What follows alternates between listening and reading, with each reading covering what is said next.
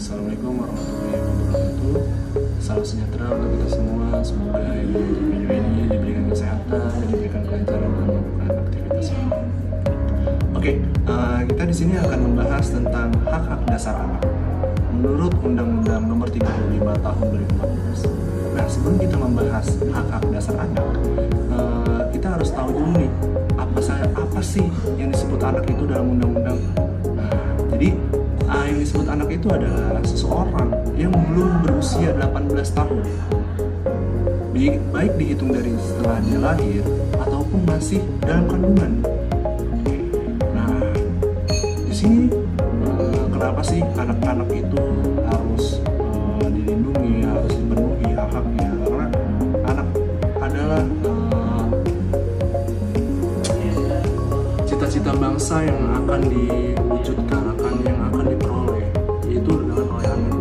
Nah, anak ini juga adalah masa depan bangsa. Masa depan bangsa itu akan dipegang atau akan dicapai nanti oleh anak ini tersebut. Nah, bagaimana nanti cita-cita bangsa ini akan tercapai? Yaitu dengan cara ya hak-hak anak itu terpenuhi menurut Undang-Undang Nomor 35 Tahun 2011 tentang perlindungan anak. Anak ini berhak mendapatkan hak untuk hidup, hak hidup. Nah, di sini tuh hak hidup ini bukan hanya anak itu ketika sudah lahir atau dia sudah mau beranjak dewasa, tapi anak yang masih dalam kandungan itu juga dijamin haknya.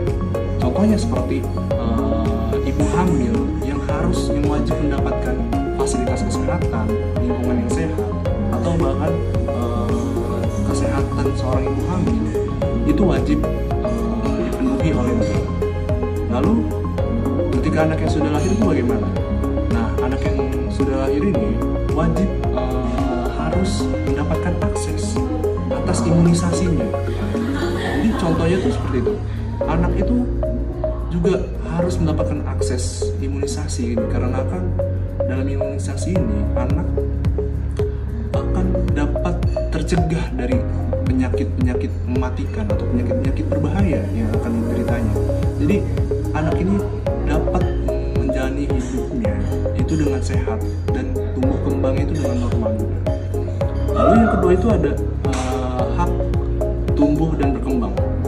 Nah, hak dalam tumbuh berkembang ini anak terutama dalam konteks pendidikan itu sangat-sangat harus diperhatikan, mulai dari pemerintah, masyarakat, dan paling penting itu dari orang tua. Nah, pendidikan di sini bukan hanya dari pendidikan formal, tapi juga dari pendidikan informal. Pendidikan formal itu contohnya seperti sekolah dasar, sekolah menengah, sekolah menengah pertama, sekolah menengah atas, dan bahkan kuliah.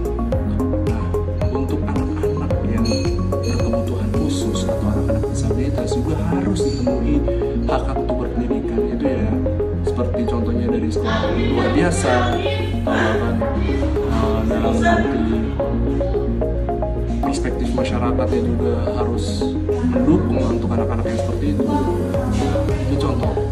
Lalu selanjutnya itu ada hak perlindungan. Hak perlindungan ini, anak ini juga harus mendapatkan perlindungan dari kekerasan, terus eksploitasi, atau bahkan sanksi sosial atau diskriminasi dari sosial seperti apa. Nah, dari eksploitasi namanya ini. Eksploitasi anak itu masih sering kali kita lihat. Mungkin kita bisa melihat di lingkungan sekitar kita anak yang dieksploitasi oleh orang tua kandungnya sendiri atau bahkan pengasuhnya yang entah jelas pengasuhnya itu atau enggak. Tapi secara kenyataannya kita masih melihat banyak sekali anak-anak yang dieksploitasi, seperti anak-anak yang menjual tisu di pinggir jalan, jika di pinggir-pinggir pedagang kaki lima yang pembelinya itu suka didatangi oleh anak yang menjual tisu, dan bahkan anak-anak yang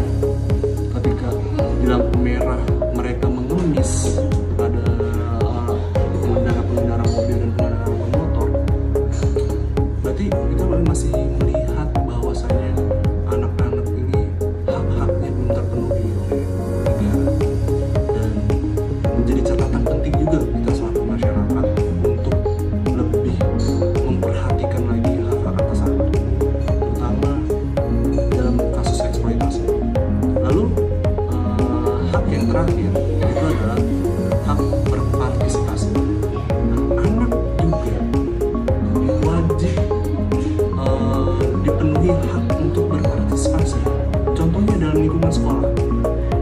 Untuk menyuarakan pendapatnya, anak itu bisa dibuat dengan lembaga organisasi seperti OSIS, organisasi sekolah, yang dimana dalam lingkungan sekolah anak bisa belajar menyuarakan pendapatnya, belajar untuk mengelola organisasi, belajar bertanggung jawab di sana, dan belajar bermasyarakat seperti apa nantinya.